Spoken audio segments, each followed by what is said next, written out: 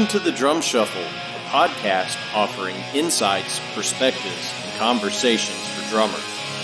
I'm your host, Jamie Eads.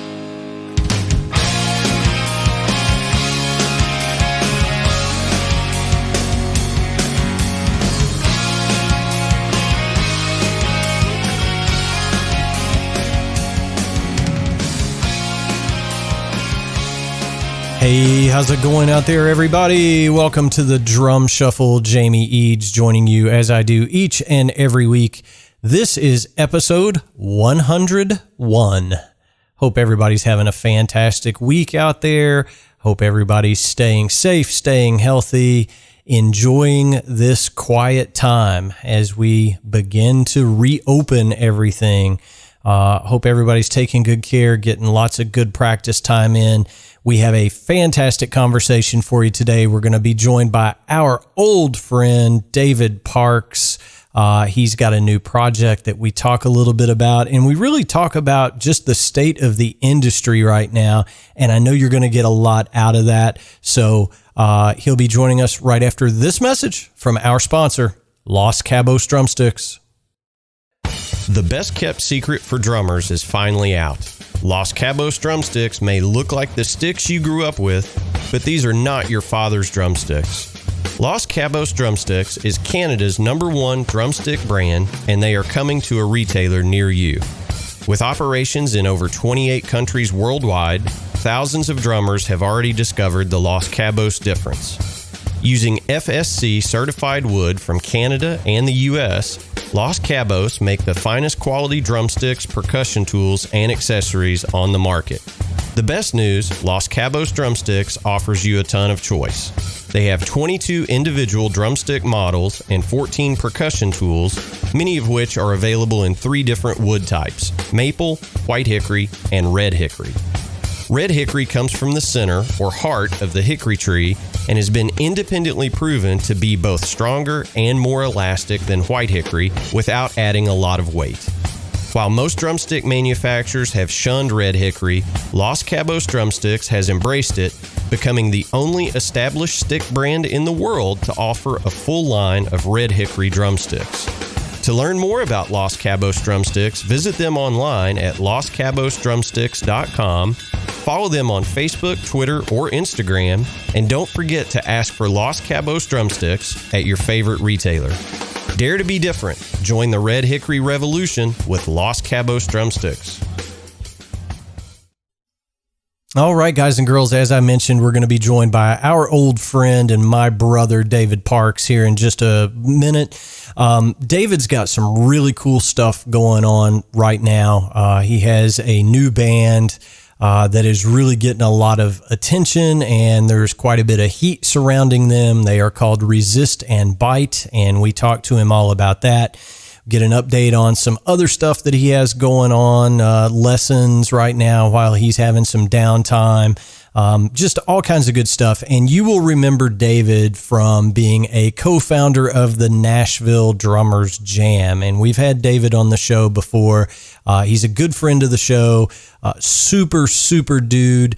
And I just felt like getting David on here to kind of give his perspective, because he's always on the road.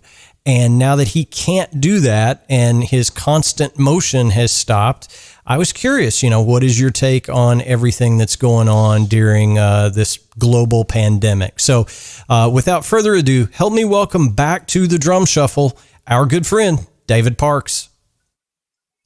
David Parks, my brother, how are you, sir? Oh, man, I'm busy. Busy as I've ever been. I got, right now I'm in an office at home, and then in about an hour, I'll make my way to the couch in the living room and spend about 2 hours in there.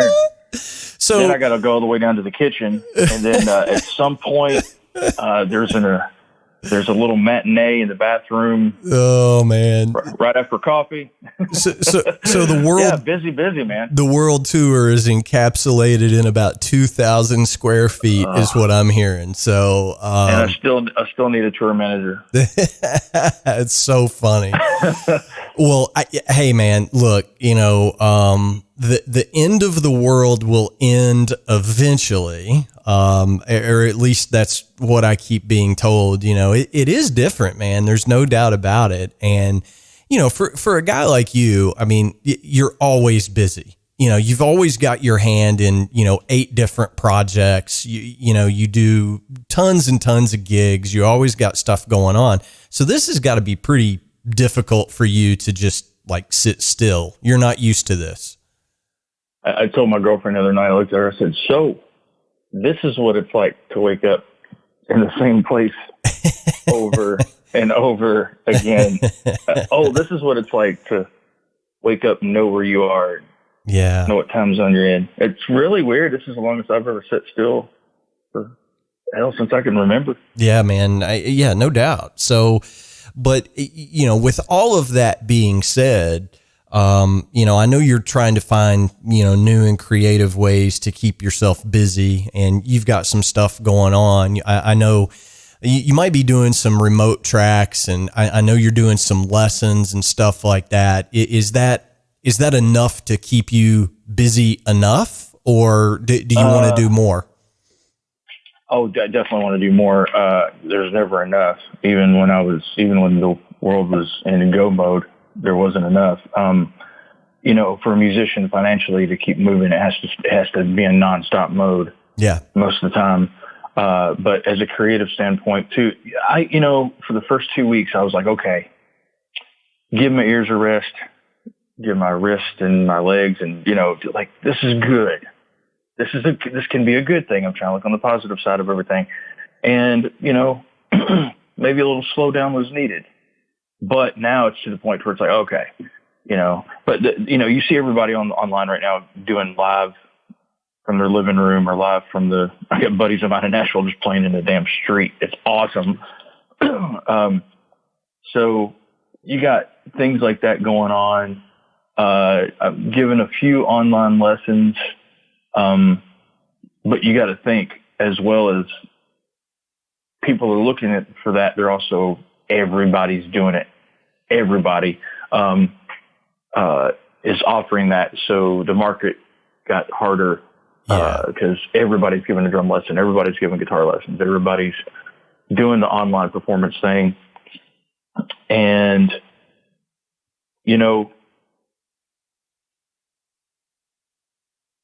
finding those outlets is kind of a little bit thinner than it used to be during this time, at least. Yeah. So I got a few lessons that I'm giving online. Anybody wants to do that, you go to my Facebook and find me through there. The lessons I've given so far, I've been giving more advice and just talking than I am doing any playing. There'd be like 10% playing. The rest of it's all advice on how to get through a gig and how not to, choke out the lead singer. Well, I mean, are you the right guy to give that advice? I don't know, man. Well, I haven't done it yet. I hear you, brother. Well, it is a hard time. And, of course, this has been kind of a godsend for the drum shuffle because everybody's home, right? I mean, I can reach out to pretty much anybody and everybody's being still, and I can, do a lot of really cool interviews. But, I was talking to one of my former guests and, I thought, hey man, I've got this nice little, project studio here at the house. Maybe I can do some remote drum tracks. And then, exactly to your point, I was like, well, wait a minute. For $100, you could probably get Ash Sohn or somebody to do your tracks right now, or Matt Chamberlain. You know what I'm saying? So Kenny Aronoff's already doing it. I mean, how much do I have to add to that mix? Probably nothing. Well, the thing is you do, and we both do, but I think what you're getting with a lot of other guys, and not to take away from them, but you're getting a name. Yeah. The reason they're paying that little extra is to look at their buddy and go, hey man, Kenny Aronoff's on my record. It's the association that they're looking for. Yeah. And they're going to get a killer drum track, but at the end of the day, that's what they're really going for, is they're just wanting a bragging right. And there's some people that champion me, or somebody that might champion you, or that want you on that record, or want your touch or your taste on it. But I've done that anyway, remote drum tracking for a while, but not to the point to where it's kept me so busy. And I think it's gonna, if this virus thing keeps up the way it is right now, it's going to escalate that to where everybody's doing home recordings and so it'll go up hopefully, and we'll see where that takes us.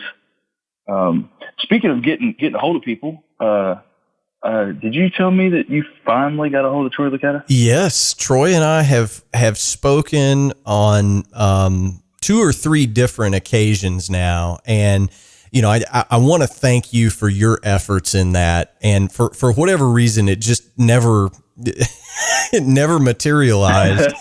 And I had David Northrup on the show a couple of episodes back. And, we were just kind of chatting after our interview, and he was like, well, who's on your Mount Rushmore? You and I have this conversation a lot, the Mount Rushmore of drummers. Oh, yeah. And I mentioned, of course, Troy, because I'm a huge fan of Troy Licata, and he is on my Mount Rushmore of drummers, that influenced me as a young player. And Northrup goes, well, Troy's one of my best friends. And I was like, listen, I've been trying to get Troy on the show for over a year. And he was like, look, okay. So within 15 minutes, I had a text back from David Northrup with Troy's contact info. He was like, he's expecting your call.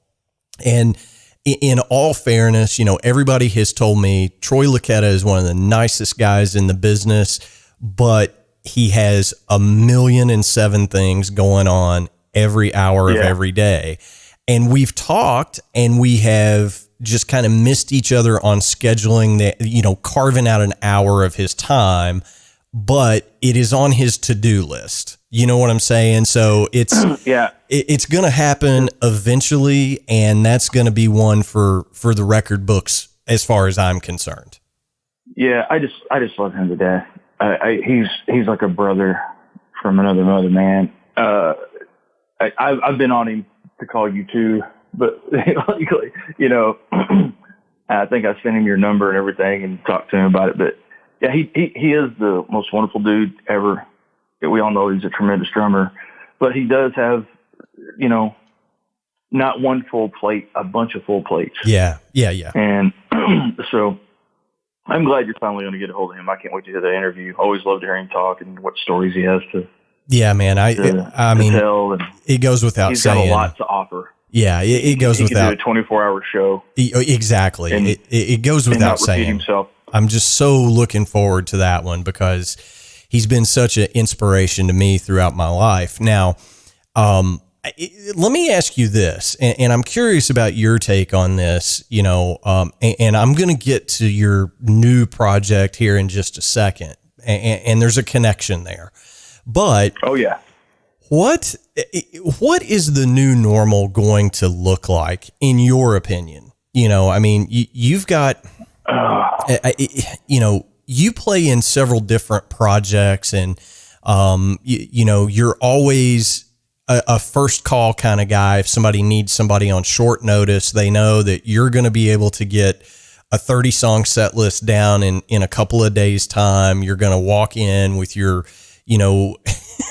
with your gear ready to go. You're going to have all the tempos in your, rhythm watch or whatever it is you use. You're going to be ready to play. Is that going to be the same after all this is over, or is it going to be different?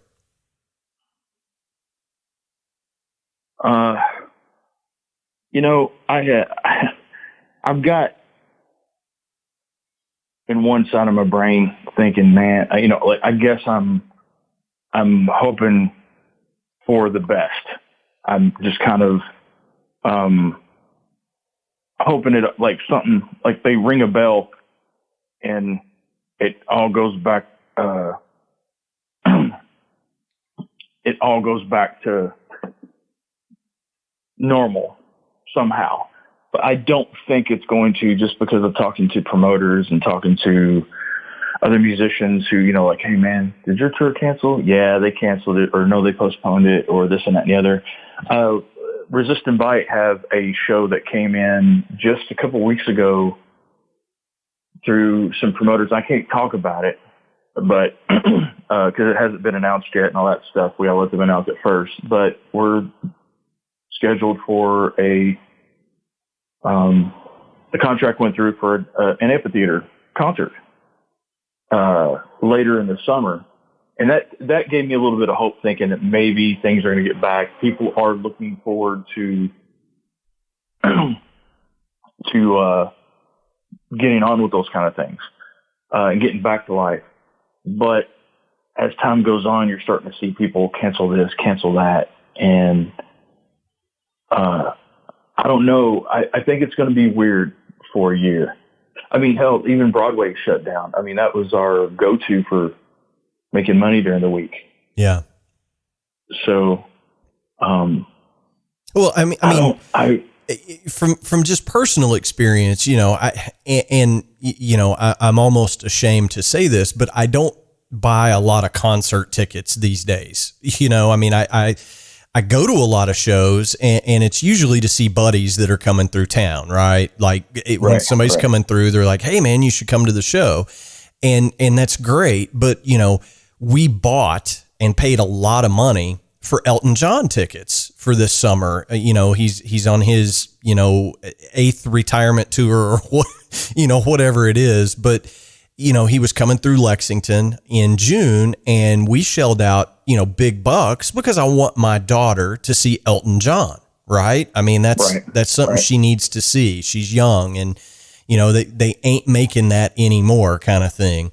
And we just got notification, within the last couple of days that, hey, that show is now postponed into 2021. No date, just it's postponed for at least 6 months kind of thing.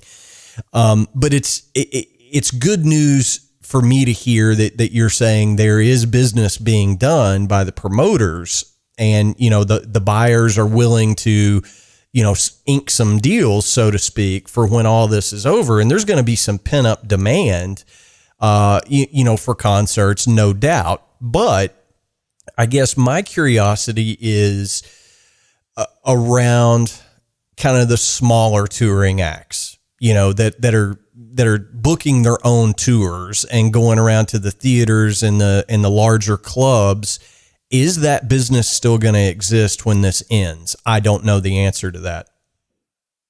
I think that that's going to flourish more than anything, actually, because of this. The reason that your show got postponed without a date is because the powers that be, Ticketmaster, I'm looking at you, don't want to give your money back. Yeah, well, yeah. If they cancel it, they have to return your money. Right. There's a business end, the almighty dollar, man, that's going to win at the end of it. Everybody's about that money. And so, with the virus, you got a group of numbers of people. People are scared of booking huge shows and taking a big loss right now. So nothing's going to be booked this year that hasn't already been booked, that doesn't get canceled or postponed. Now, the little 2,000 seaters, the 500 club, whatever, you're going to have those level acts go out because, a group like Tesla is not going to play for $5,000. Right. You know what I mean? Yeah. They got to, you're not going to have your higher number, I don't want to throw a number out there, but your how much ever money going out and getting booked right now because promoters and places don't want to take a chance on losing that business, because when they return your money, people are still being paid to do that. And, you're going to lose fees and all that stuff. So there's a method to the madness on what's going on. I really believe that the bigger shows are going to not take place until late this year, or because you got to think right now, if something was to start in July, let's say, like a tour, like the Motley Poison tour, they're starting rehearsals in a week. Right. Or they already should have, and I'm not talking about music. I'm talking about, people don't realize about the production that goes on, the truck drivers, the loaders, they have to rehearse doing that and doing a stage show. Right. They don't just show up on the first date and go, we're here. It's not a bar. Right. Yeah, you got to learn how all this stuff fits in the trucks, and who has to get to the venue first, and I get all that. Yeah. So. Yeah, go ahead. Well, I'm just curious. For a stadium show of that size, a promoter has to guarantee $1 million or $2 million or however much it is for that level of talent, that many hugely established bands. They are saying, I'm going to pay you a guaranteed amount, and then I have to sell the tickets to fill the stadium, right? And that's how the promoter makes their money. I just wonder, even on the smaller end of that scale, a $5,000 artist, right? We mentioned that.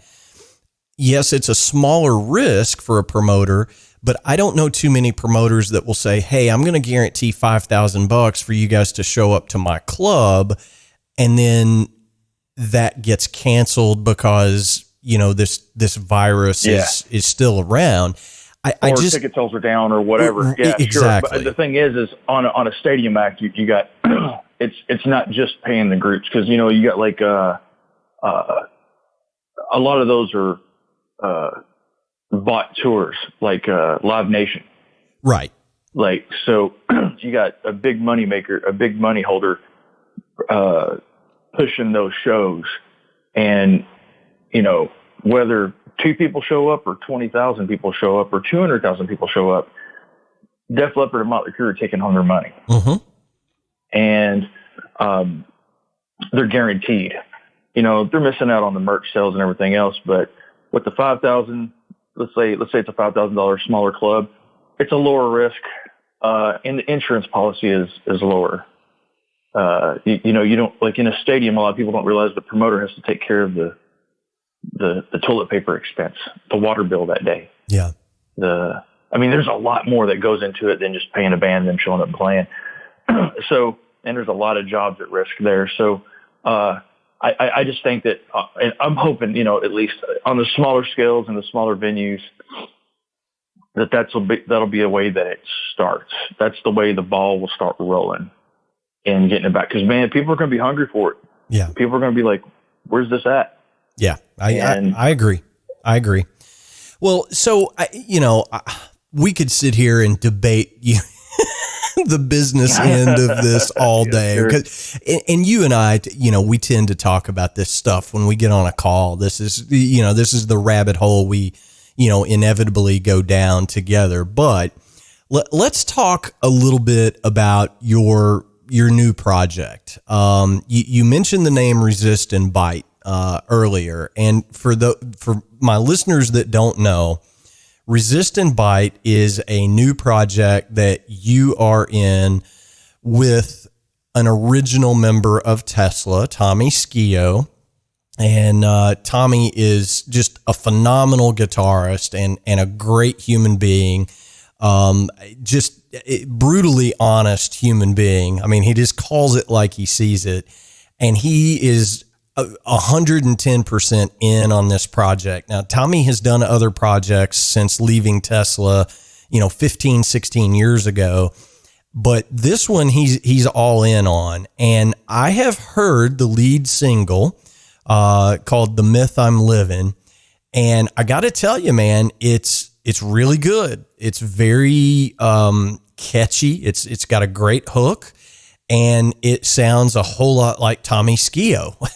You know what I'm saying? So he can't help himself. That's right. I'm telling you, man. It's a good thing, man. It's a good thing. It's such a pleasure. People ask me all the time who are my favorite, who inspired me the most, and everybody thinks I'm going to start listing off drummers. And everybody's got their list of drummers, but man, I go with guitar players, singers. Like nobody makes me want to go play drums more than listen to Paul Rogers sing. Yeah. Or Sammy Hagar, somebody with that soul and that, that fire that you can't teach. You can be as good as you want all day long. If you ain't got soul and you ain't got fire and you ain't got that piss and vinegar behind you, you ain't got nothing. You're just another copycat. And Tommy Skio has that thing. You know, I worked with him through, again, back to Troy Lucchetta. I've been friends with Troy for, 15 years maybe. I don't know. I don't know the number. We've been friends for a long time. And through him, you know, of course, hooked up with Tommy. I ended up playing the Skin Suit record that we did about 2 years ago, and it just got released. And I'm really proud of that record.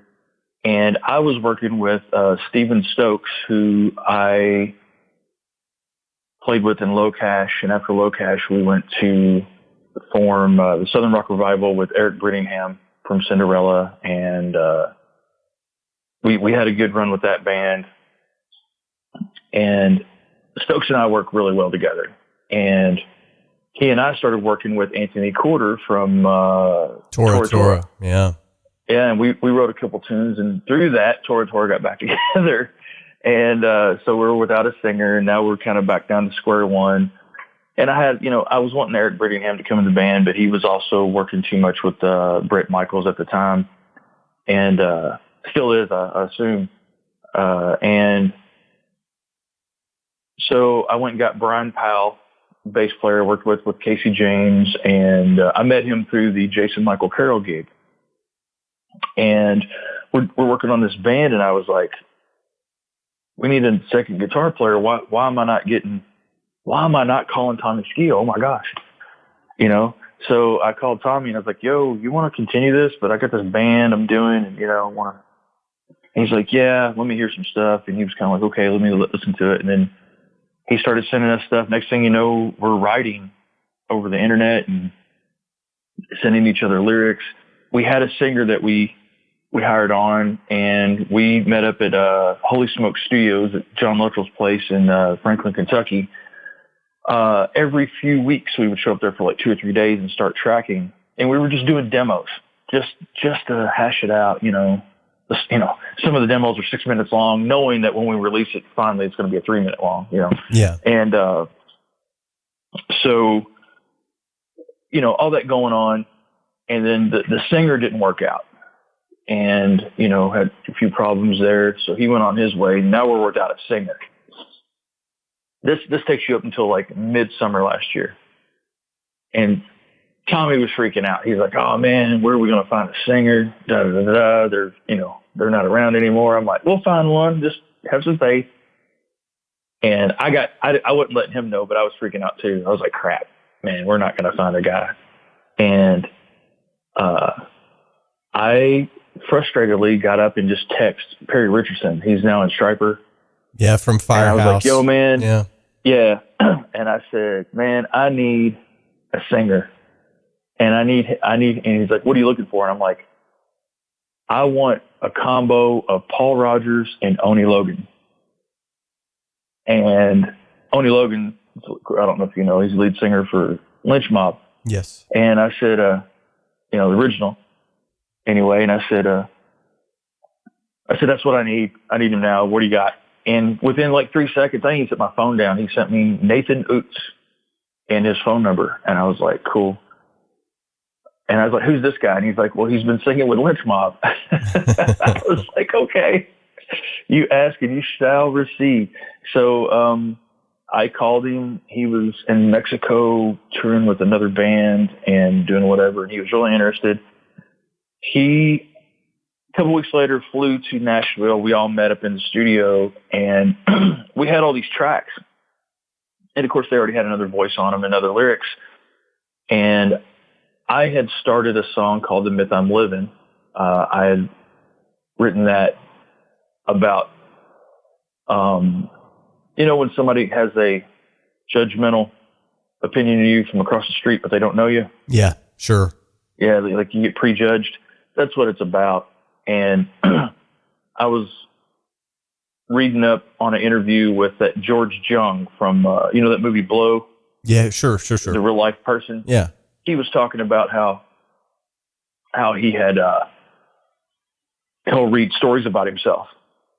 And he'll go, that's true. But this stuff over here, I don't know what that is. That's all legend. That's all. And he said he wakes up every morning and thinks to himself, what myth am I living today? And I was like, it's a good I wrote subject that down matter. and hung on. Yeah, sure is. And so I wrote it down and hung on to it for I don't know how long. And then 2018, I'm not going to say who it was, but I got prejudged and by a friend of a friend. And I just looked up and I went, wow, what myth am I living? Yeah. In that person's mind. And I was like, oh my gosh, I got to write that down. So I started writing. Some of it came out and Nathan come in and finished up the song. The first day in the studio, he got that track. That's the first thing he'd done. Now that was meant to be a demo. And then I woke up one morning a couple months later to, hey man, we're in the news. Wake up and check your Facebook, check your socials. And it was out. A band photo had went out somehow. Somebody got a hold of it. And next thing you know, it's on Blabbermouth. It's on Melodic Rock. It's on this. It's on that. And so people are starting to ask, what is this band? What's Tommy doing? Everybody's interested in Tommy, And so next thing you know, a radio station calls and says, hey, we want you on our podcast. We want you on this radio show. Can we have a song? And so. Well, at that point, you're kind of, you have to act, right? You can't say, well, we're not ready. Hold on for 6 months until we get our ducks in a row. Because you have to react to that. Some of the earlier projects with Tommy and from me and from other members, it gets leaked out too early that you're a band. And then 2 years later, they're like, yeah, they're not doing anything. Yeah. When in reality we are, but I was like, let's give them something to chomp on. Let's give them something to build some stuff. So we all agreed. And Stokes took The Myth I'm Living, went and mixed it, had it mastered, and he's amazing, by the way, our guitar player, Steven Stokes. He's a great musician, great person, and great engineer. He's amazing. But he took that demo and turned it into what you hear right now. If you go to shameless plug, if you go to Amazon, iTunes, or Google Play or Spotify right now and go get The Myth I'm Living from Resistant Bite, it's the only thing we have out right now. It sounds amazing, but again, it's a demo and we kind of had to give them something, and people started, go look at the comments on YouTube. Like one of the comments is, just take my money, and I love it. I'm really proud of it, and I'm proud of all that. We got like 15 to 20 songs in the can ready to go track. They're in demo form right now. Sure. And not to interrupt you, but I do want to get this out. I mean, Tommy is out there working this thing, so to speak.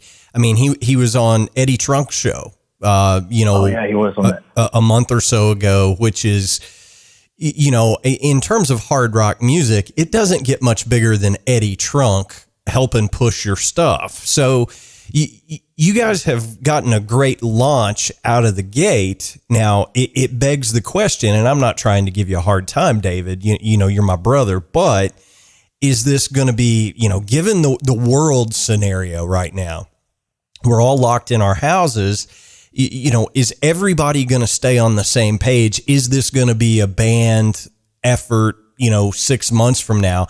I know you want it to be, but are you guys going to finish the record and tour and all that good stuff? It's a legit band is what I'm getting at, right?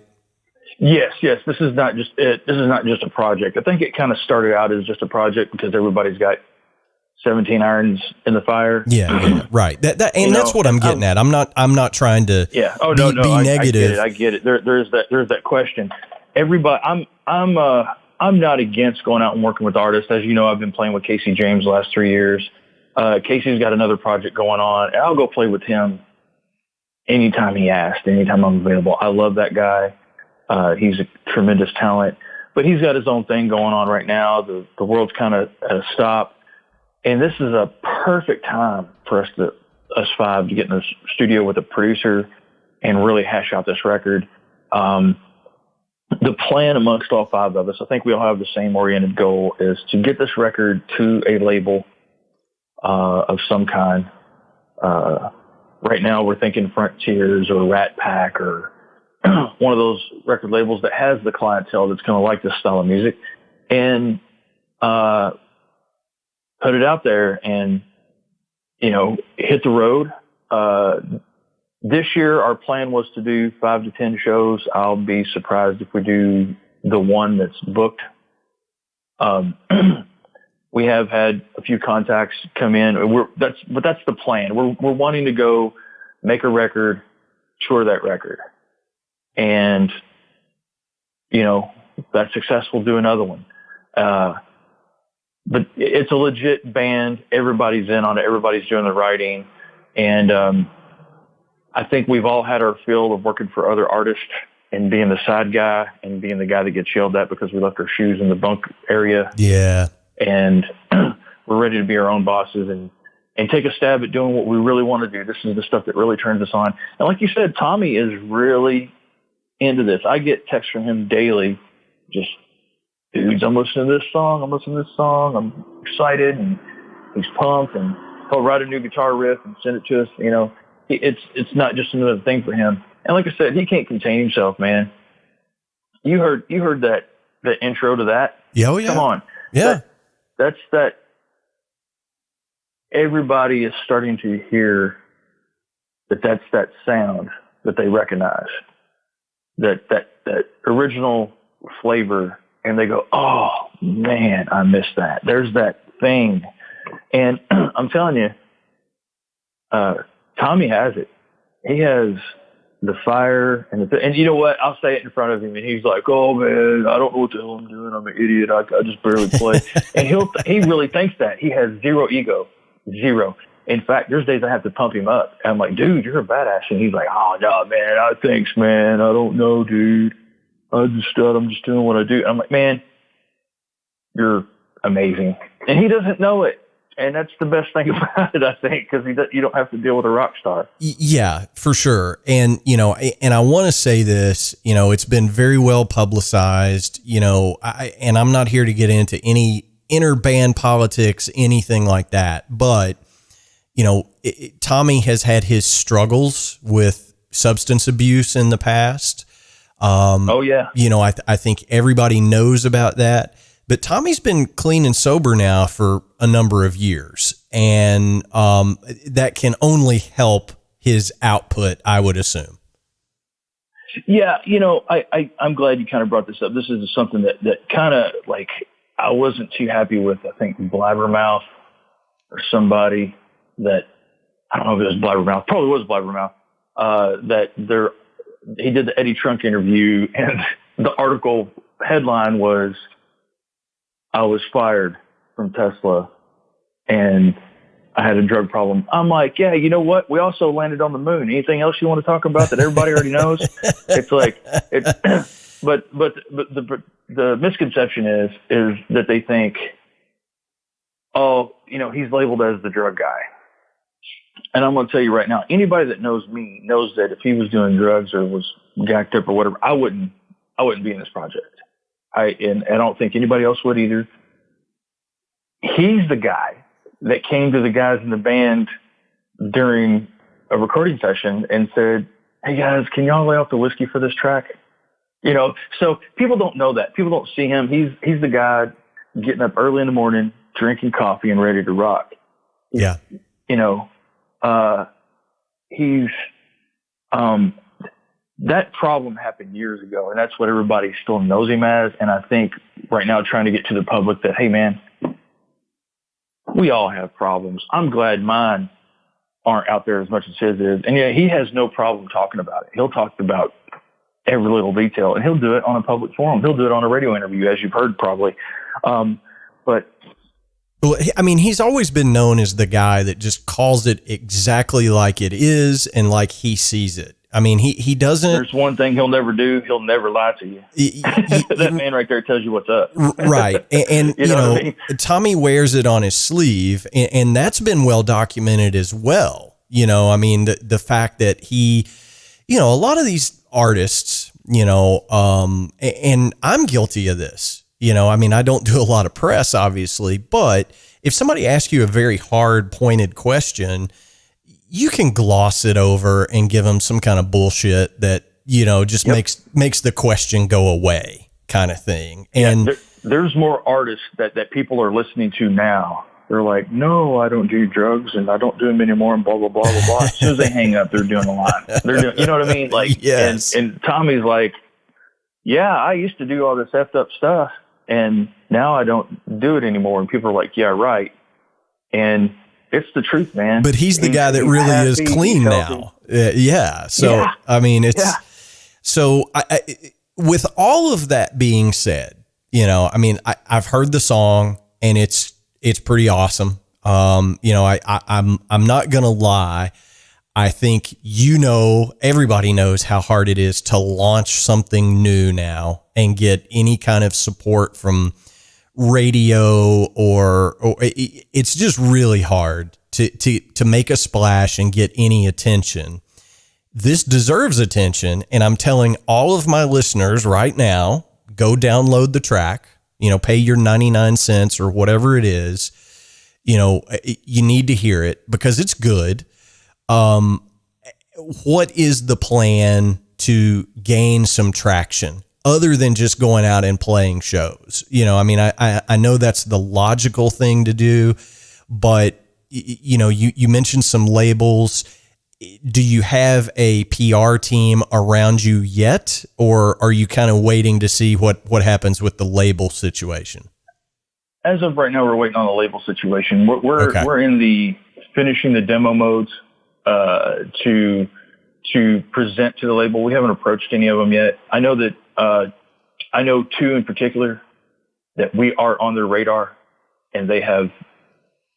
I don't want to say very much else, but I know that things are being talked about, but we haven't had any contact. Right now, we're just making I think our plan is to make the best rock and roll record that we've always wanted to make. Yeah. Again, I hate bringing it back to Tommy again, but that guy has so much good music in him, and with him being sober and whatever, and he's got this fire underneath him, and he's excited about going out and rocking. I mean, it's in his blood.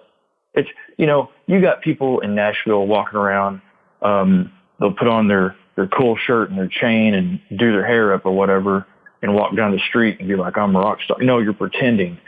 Tommy is a rock star. Yeah. Like, right now he's sitting in Florida at his pool smoking half of a Marlboro and looking up at the sun with sunglasses on, and he's got black fingernail polish on, and that's not because he's trying to be cool for the neighbors. That's just who he is. Yeah. So there's 100% raw rock and roll right there. And every time he picks up the guitar or sends me something, I'm like, I can't wait to see what you're getting ready to do, because it's going to be epic.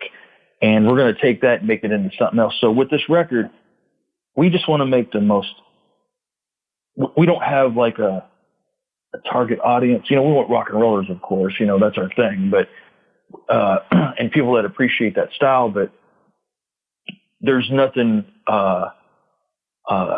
pretentious about any of it.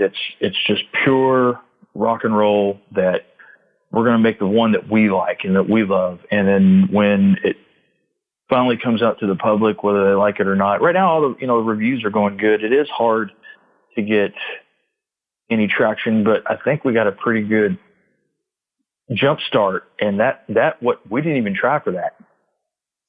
We didn't even attempt it. Like it happened on its own.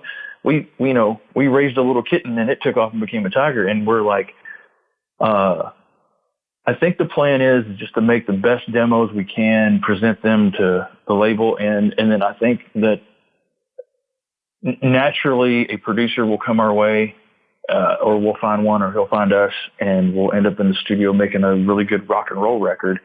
And it comes down to product, and that product will speak for itself. Well, that's very, that's very refreshing to hear, because so many, new projects, bands, artists, whatever, they I don't want to call anybody out here, but it's sort of, trite and, contrived, and it's targeted to a very specific, demographic, and they've got their whole marketing plan before they ever write the first song or turn on the, the recording console or whatever. And, I think you guys are going about it the right way.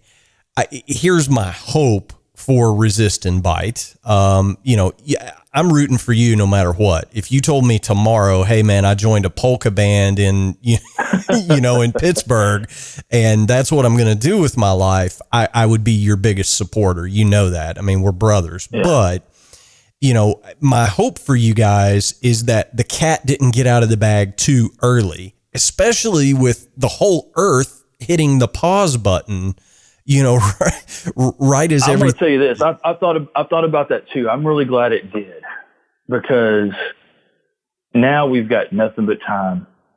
So, right now our biggest hurdle is Nathan lives in Atlanta. I'm in Ohio right now.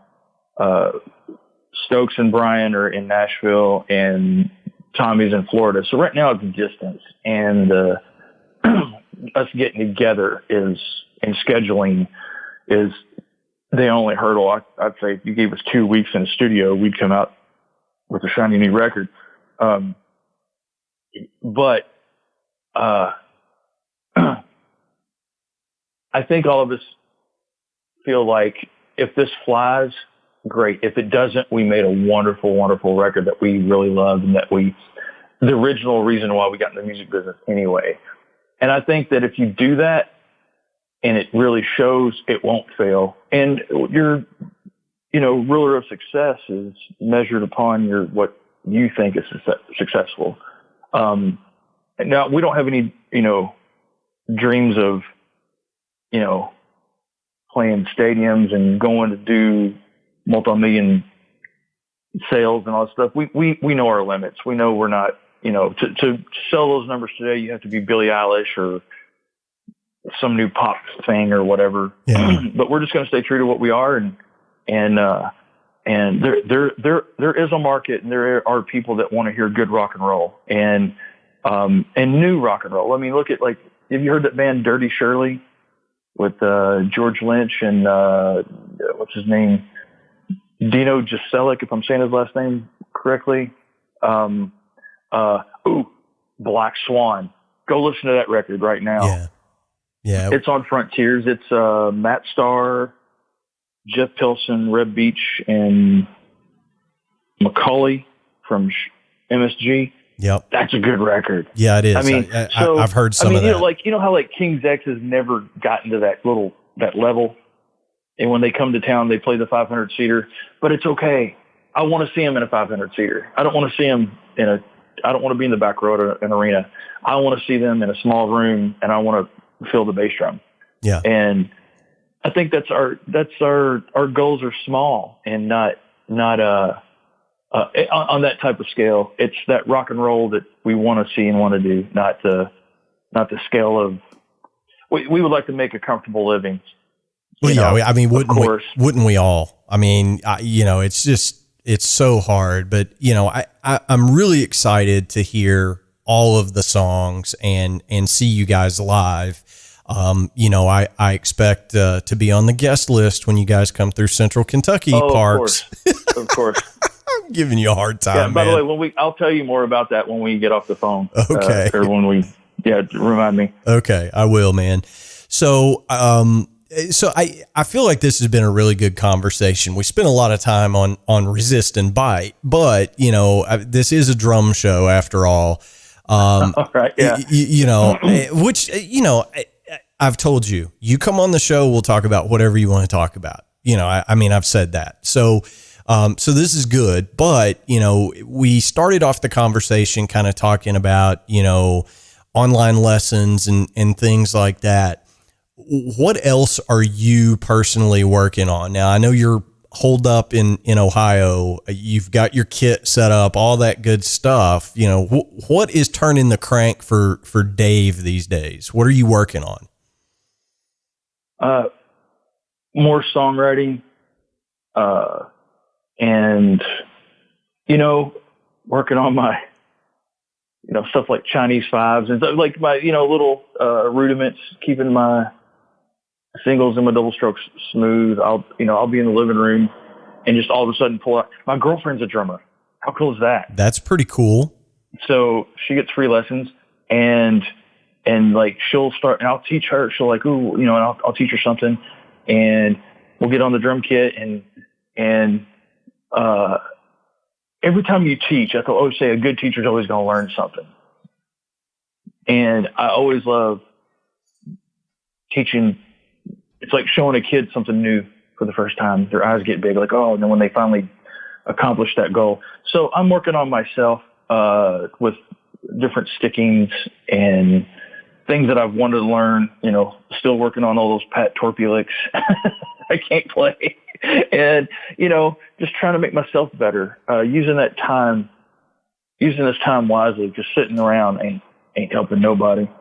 And, it can be mentally exhausting as well as physically, and it can take its toll on both. So, those kind of things, self-discipline is going to get you further than anything. There's no substitute for elbow grease. And, really be honest with myself going, you know what? My left hand is lacking in traditional grip. I need to go work on that. I want to work on I don't have a lot of opportunity to work on my brush skills. So I get out a set of brushes and a pizza box and go for it. Yeah. Well, I'm going to go out on a limb here and say Tommy is never going to look over at you in the studio and go, this track really could use some brush work. I'm just I'm not going to say what he would say because I can't cuss. Put that stuff away. Where's the lumber boy? Well, that's cool.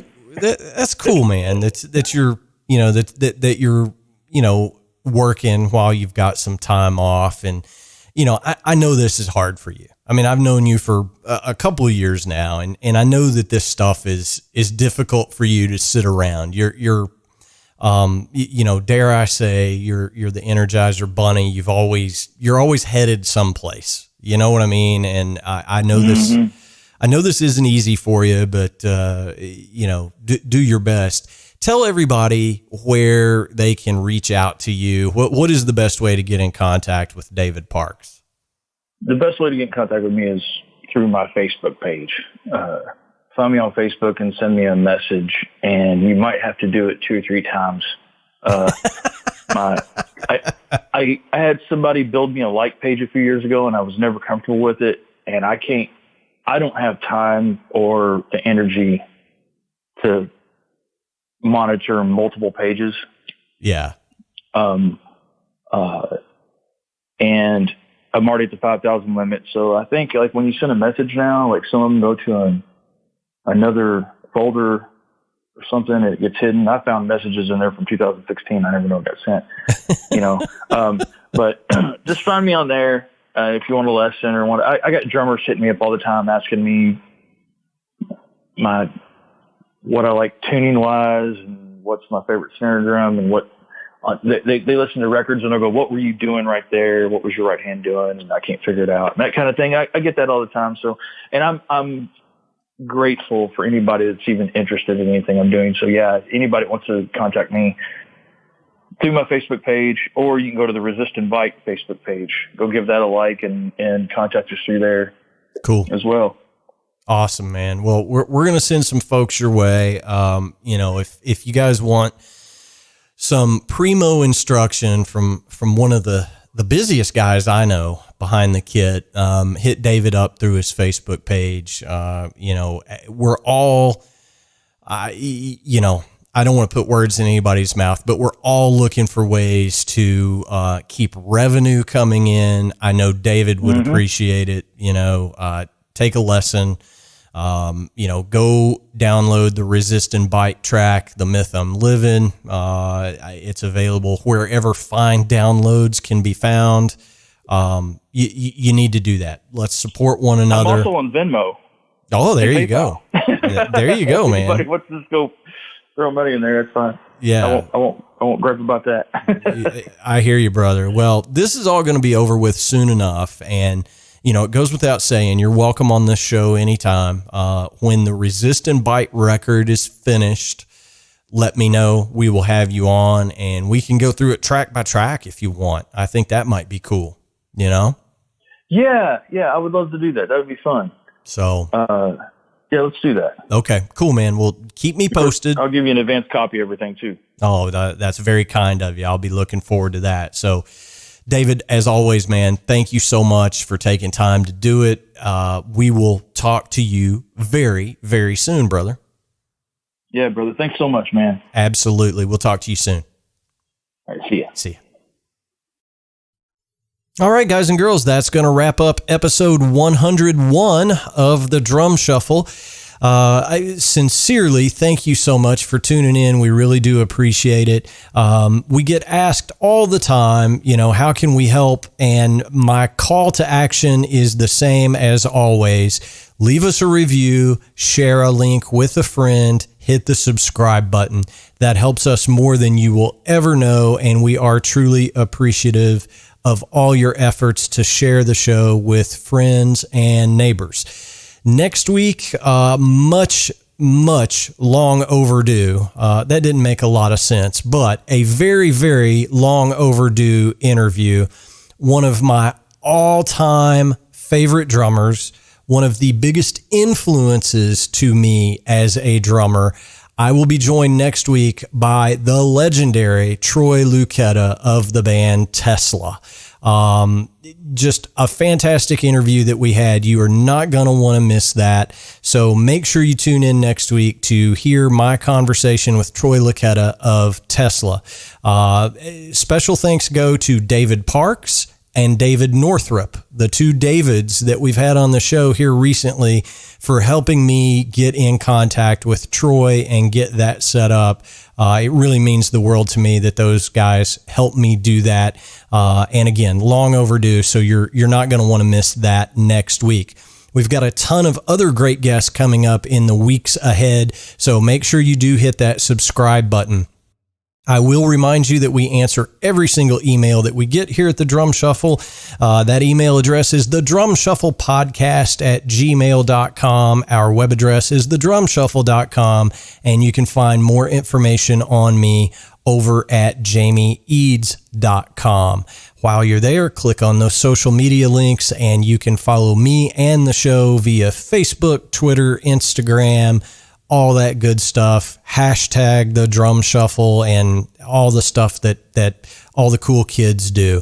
Hey, thanks again for listening. I truly appreciate it. We'll talk to you next week. So until next time, may your heads stay strong and your sticks never break. Cheers, everybody.